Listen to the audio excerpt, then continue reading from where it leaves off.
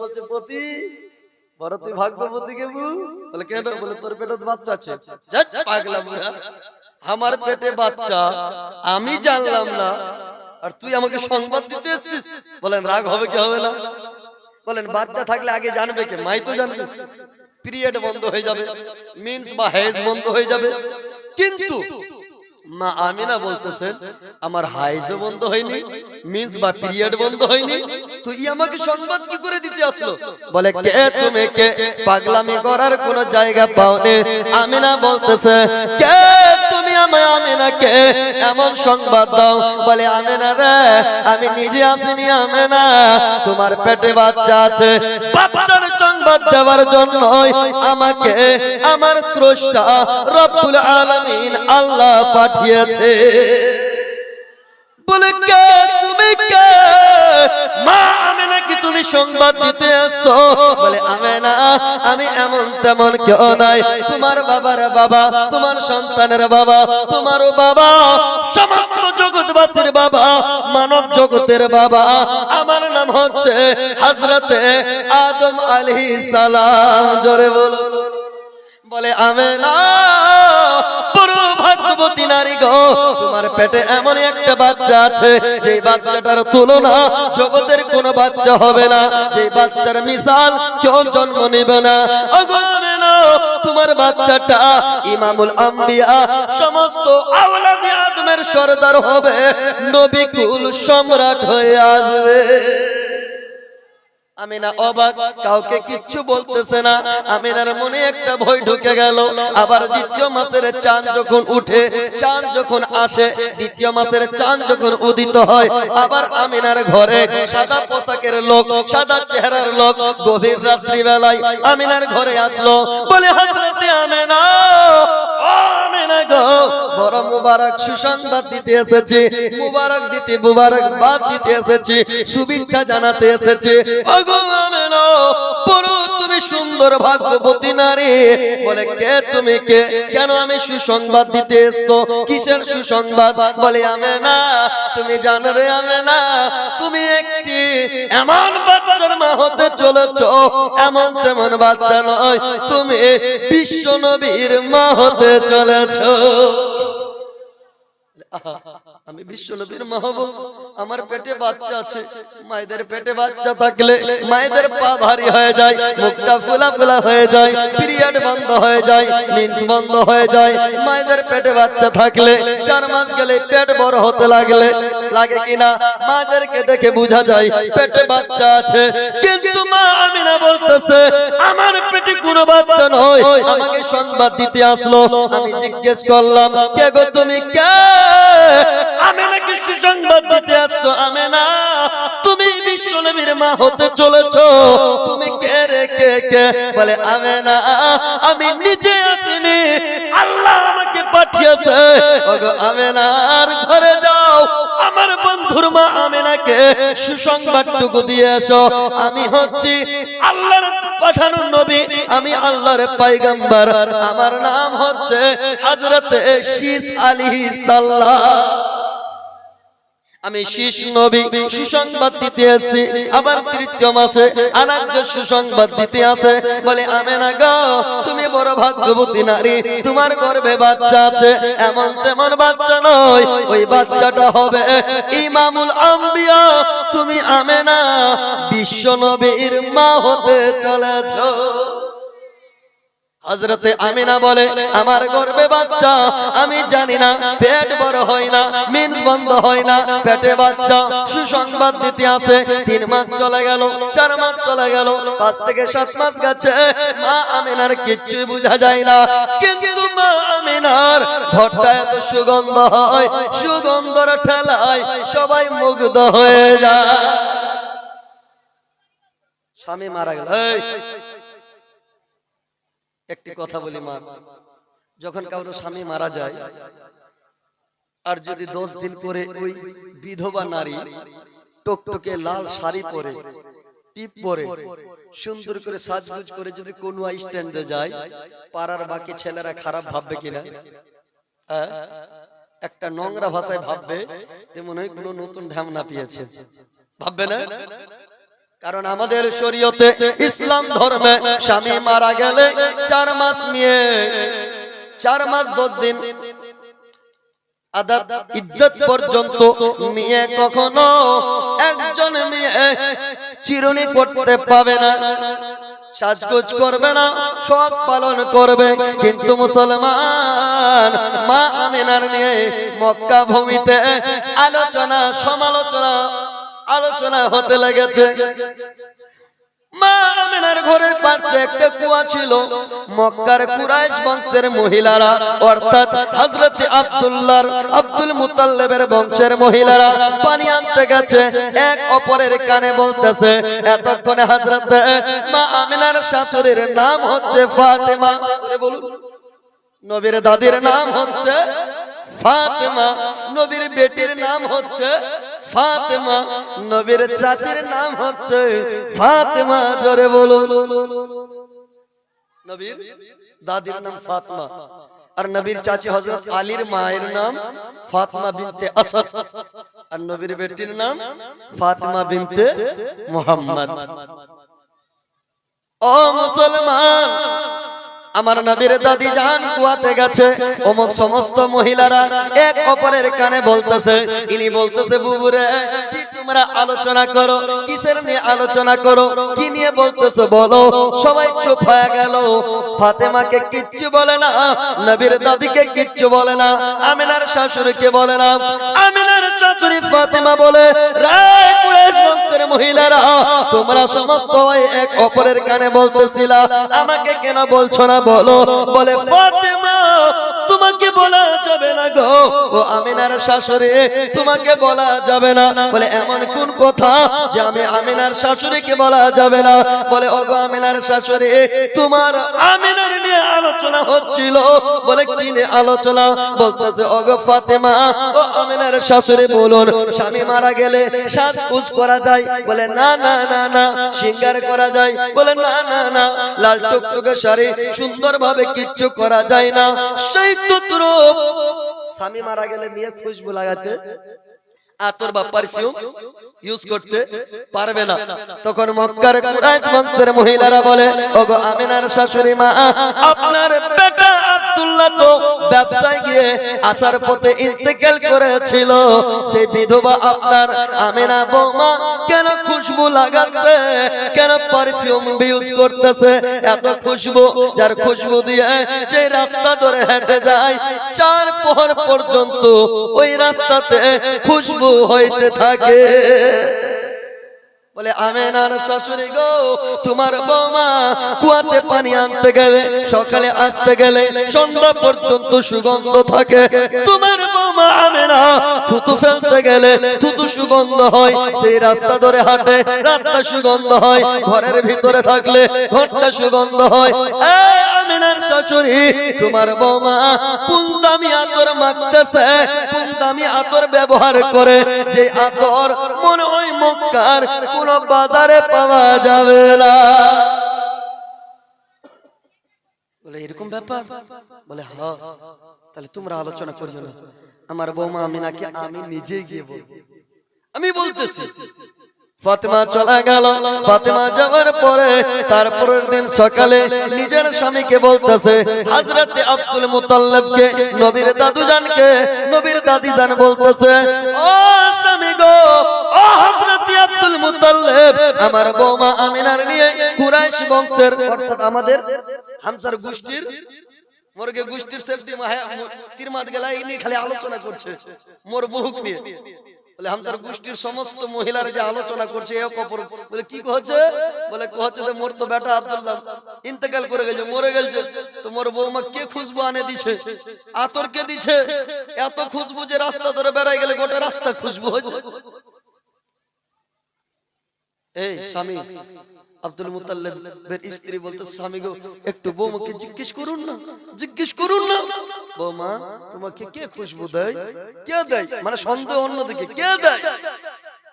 তো হযরতে আব্দুল মুতাল্লিব স্ত্রীকে বলতেছে, রে আমার অর্ধাঙ্গিনী, আমি শ্বশুর হয়ে জিজ্ঞেস করব কেন আমিনা আমার বৌমা হয়, তোমার কি হয় না? বিবিরে তুমি কি জিজ্ঞেস করতে পারো না? তখন বলতে লাগলো স্বামী গো, আপনাকে বলার পূর্বে আমি একবার নয়, দুইবার নয়, তিনবার গেছি। আমি বৌমা আমেনাকে বলতে জিজ্ঞেস করতে যাব, বলবো বৌমা আমেনা গো, তোমাকে কে খুশবু দেয়? আমি জিজ্ঞেস করতে যখনই যাব, মুখ দিয়ে আওয়াজ বার করব, মুখ দিয়ে আওয়াজ বার করার পূর্বে কে যেন এই ফাতেমার মুখখানা হাত দিয়ে চিপে বন্ধ করে দেয়। আমি জিজ্ঞেস করতে পারি না, আপনি বলুন না। হযরতে আব্দুল মুত্তালিব বলে, রে বিবি জান, ঠিক আছে, চিন্তা করার কোনো বিষয় নয়। দুপুরের খাবার খাবার পরে বৌমাকে ডাকবো। হযরতে আব্দুল মুত্তালিব দুপুর বেলায় খেতে বসেছেন, খাবার পরে ডাকতেছেন, এ বৌমা আমেনা, আমেনা, ও বেটি আমেনা। জি আব্বা, জি আব্বা। বলছে বেটি বলো তো মা, তোমাকে খুশবু কে দেয় বেটা? আমেনা বলছে আব্বা আপনি দিয়েছেন। বলে না আমি তো দিইনি। আব্বা গো, আপনার বেটা আব্দুল্লাহ দেয়নি, আপনিও দেননি। ও বাবা জান, যবে থেকে আপনার ছেলে ইন্তেকাল করেছে, ব্যবসায় আমাকে ঘরে রেখে গেছে, বিয়ের পর থেকে আজ পর্যন্ত আপনার বৌমা আমেনা ঘর থেকে বাইরে পা রাখেনি, কোথাও যায়নি, মার্কেটে যায় নাই, মদিনার বাজার দেখিনি, মক্কার বাজারে দেখিনি। আপনার বৌমা আমেনাকে কে খুশবু দেবে, আতর কে দিবে? তখন বলতেছে, বৌমা গো, তাহলে তোমার এত শরীরটা কেন সুগন্ধ হয়? রাস্তা ধরে হেঁটে গেলে রাস্তা সুগন্ধ হয়ে থাকে। বৌমা আমেনা, তুমি যখন কুয়াতে পানি আনতে যাও, কুয়া ঘাট সুগন্ধ হয়ে থাকে, কুয়া থেকে আসো সকাল থেকে সন্ধ্যা সুগন্ধ হয়ে থাকে, তোমার থুতু মুবারক সুগন্ধ হয়ে থাকে, তোমার ঘরটা সুগন্ধ হয়ে থাকে। মা আমেনা বলতেছে, আব্বা গো, আব্বা জানে না আমি কোনো খুশবু পারফিউম ব্যবহার করি নাই, কেন জানা আমি আমেনার শরীরটা সুগন্ধ হয়ে থাকে। আব্বা জানি না কেন যেন আমার শরীরটা সুগন্ধ হয়, আমি তো কোনো আতর ব্যবহার করিনি। তখন বলতেছে, মা, ও মা, ও মা আমেনা, এটা কি ব্যাপার?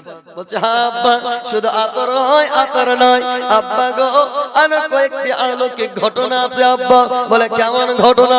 আব্বা গো, 4 মাস ধরে আমাকে এক এক রাত, এক এক মাসের এক এক রাতে যখন চাঁদ উদিত হয়, যখন নতুন চাঁদ হয়, তখন এক একটা সাদা চেহারাওয়ালা, সাদা পোশাকওয়ালা, সাদা নুরানি চেহারাওয়ালা এই আমিনার ঘরের ভিতরে গভীর রাতে আসে, এসে আমাকে সুসংবাদ দেয়। বলে আমেনা, ও আমেনা, বড় ভাগ্যবতী নারী গো, এ আমেনা, কারণ আমেনা তুমি এই জন্যই ভাগ্যবতী নারী, তুমি মা হতে চলেছো। আমি বলি কেমন কথা? আমার পেটে বাচ্চা, আমি আমেনা জানি না। আমি জিজ্ঞেস করতাম, বলে রে আমেনা, এই জন্যই এমন তেমন বাচ্চা নয়, যে বাচ্চাটা হবে সেই বাচ্চাটা হচ্ছে ইমামুল আম্বিয়া। আমেনা তুমি বড় ভাগ্যবতী নারী গো, কারণ তুমি এমন বাচ্চার মা হতে চলেছো যে বাচ্চাটা এমন তেমন বাচ্চা হবে না, নবিকুল শিরোমণি, নবিকুল সম্রাট হবে।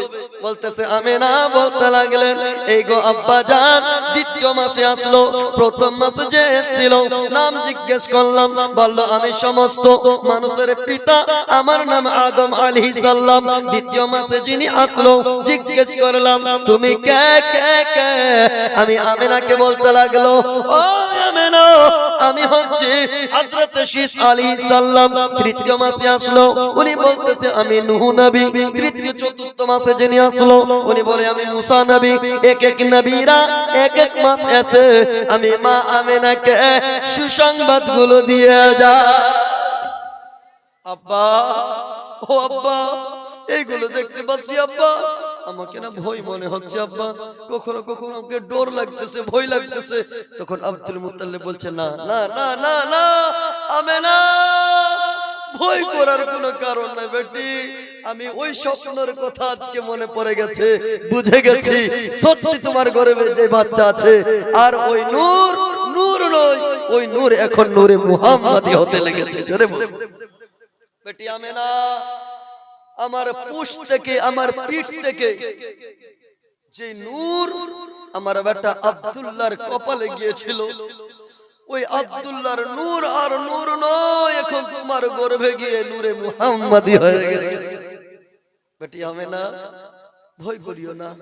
হযরতে আমেনা আবার হঠাৎ করে দুই একদিন পরে এসে বলতে লাগলো, আব্বা গো আর ভালো লাগে না আব্বা, কুয়াতে পানি আনতে গিয়ে বালতি এনে ফেলে দিয়েছে, আব্বা আর কুয়াতে পানি আনতে যাব না।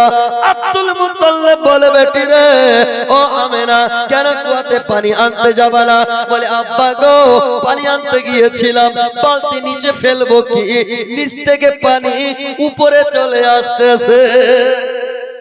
আব্বা পানি কি তুলবো, পানি নিজেই উপরে আসে, মনে হয় পানি এমন ভাবে তুলি যে এরকম নদীতে নেমে গিয়ে পানি তুলতেছে। আব্বা ওখানে আর কিছুক্ষণ থাকলে মনে হয় বন্যা হয়ে যেত, আব্বা পানি আনতে যাব না। হযরতে আব্দুল মুত্তালিব বলে, রে বেটি আমেনা না না না, ওটা তোমাকে বন্যার জন্যই নয়, পানি এই জন্যই উপরে আসতেছে যেন নবীর মা আমেনার পানি তুলতে কষ্ট না হো। ও বেরাদার, নবীর মা আমিনা বলতেছে, আব্বা গো যে রাস্তা ধরে যাই দুই পাশের গাছগুলো আমাকে ঝুঁকে ঝুঁকে সালাম করে, আকাশের পাখিগুলো আমাকে ঝুঁকে ঝুঁকে সালাম করে।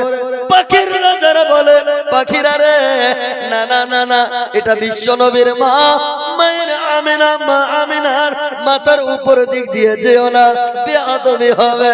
তার পাম্পার্স দিয়ে সাইড দিয়ে গিয়ে আমিনাকে সালাম দিয়ে এগে বেরিয়ে যা। এই মা আমেনা, যে আমেনার গর্ভে বাচ্চা আছে। এই খালা ও বেটি, মেয়েদের মধ্যে আছে এরা জালসা শুনে কম, জালসা খায় বেশি। একটা মেয়ে জালসা শুনতে গেছে, বাংলাদেশের এক বক্তা জালসা শুনতে করতে এসে বলতেছে স্বামীর নাম নেওয়া যাবে না। আরে একটু আস্তে কথা বলবো, মেয়েদের আওয়াজে পর্দা। মেয়েরা জোরে কোরআন পড়তে পারবে না, মেয়েরা জোরে কোরআন পড়তে পারবে না, জোরে নামাজ পড়তে পারবে না। বলেন এই মেয়েরা কি জোরে ঝগড়া করতে পারবে? ঝগড়াও করতে পারবে না। এতটাও আছে পর পুরুষকে জোরে সালাম দেওয়া যাবে। হ্যাঁ, মেয়েরা পর পুরুষকে সালাম দিবে না, এটাই হচ্ছে যতগুলো মৌলবি মুফতির কাছ থেকে ফতোয়া নেন, পর পুরুষকে যখন চেহারা দেখা যায় না তো সালাম দেওয়া যায় যাচ্ছে, বলেন যাবে না, এটাই যথেষ্ট। মনে রাখবেন আর একটি কথা, সালাম দিলে কোনো পর পুরুষ অমুকের বৌমা সালাম দিল না, নারাজ হবেন না, কারণ হতে পারে এই মাসআলাটার উপরে সে আমল করতেছে।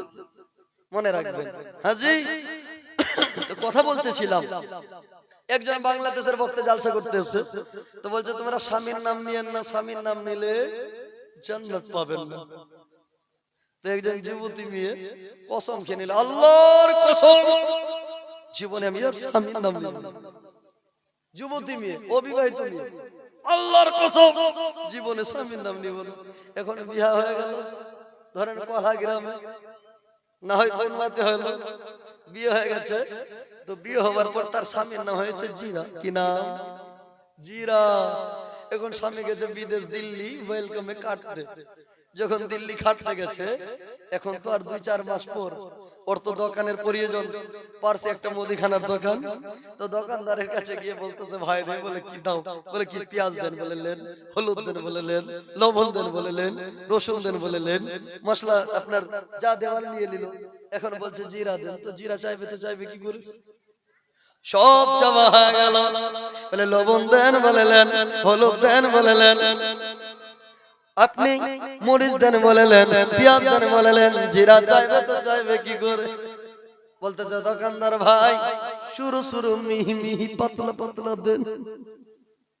বলছি কেমন কথা রে, শুরু শুরু মিহি মিহিটা আবার কোন জিনিস?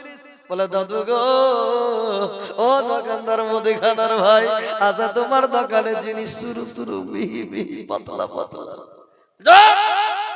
আমার দোকানে এমন জিনিস নাই, জিনিসের নাম বলো। বলছে বলবো না। কেন, তুমি জানো না? বলে জানি। তাহলে বলো। বলে বলবো না।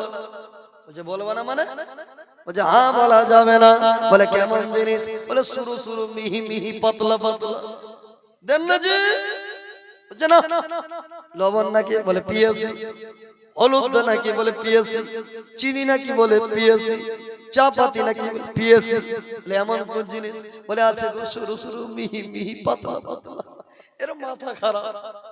বলছে জিনিসের নাম কি তুই জানিস না? বলে হ্যাঁ জানি। তাহলে বলো না। বলে না বললে ক্ষতি আছে। বলে হাই রে কপাল, আমার দোকানের জিনিস আর ওই জিনিসের নাম কইলে কি ক্ষতি আছে? বুবরে কোন জিনিস রে বু? বললা। বলে না শুরু শুরু মিহি মিহি পাতলা পাতলা।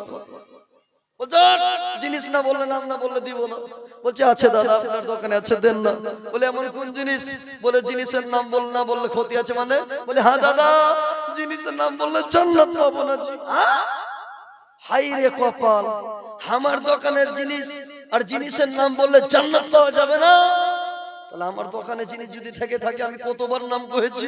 বুবুরে বললে আমার উপরে তাহলে জান্নাত হারাম হয়ে গেছে। বু বল বল কোন জিনিস কোন জিনিস কোন জিনিস?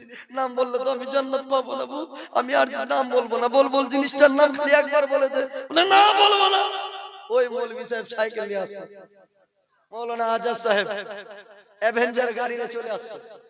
আর মৌলানা আজাদকে জোরে সালাম, আসসালামু আলাইকুম। কে কে? যে মৌলভী সাহেব ওই যে বিয়া পড়াইতে গিয়েছিলেন নিয়ে নে 2000। ও জিরার বউ নাকি? বলে দোকানদার ধরেন। বলে কি যেটা বলবো সেটাই দেন। বলে কি?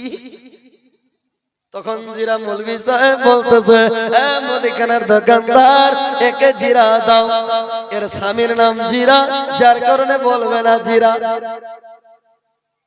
তখন ওই মৌলভী সাহেবকে দোকানদার মতিউর ভাই বলতেছে ও মৌলভী সাহেব আপনি আগে মাসআলা দেন, তারপরে আমি একে জিরা দিব। বলে আগে মাসআলা দেন আপনি। বলে কিসের মাসআলা? বলে কোন কি নারী কোন মহিলা স্বামীর নাম কি জোরে নিতে পারবে না, নিজের স্বামীর নাম কি ব্যবহার করতে পারবে না, নিজের নাম স্বামীর নাম ধরে কি ডাকতে পারবে না, নিজের স্বামীর নাম কি মুখে নিতে পারবে না। মৌলভী সাহেবের মাসআলা কোরআন হাদিসের মাসআলা হচ্ছে প্রয়োজন ক্ষেত্রে স্ত্রী স্বামীর নাম নিতে পারে। কি ক্ষেত্রে? প্রয়োজন ক্ষেত্রে। যদি ধান, এই মাদ্রাসার ধান চান্দা তুলতে যান, যদি বলেন ক কেজি ধান? 5 কেজি। বলেন আপনার স্বামীর নাম? বলছে শান্ত।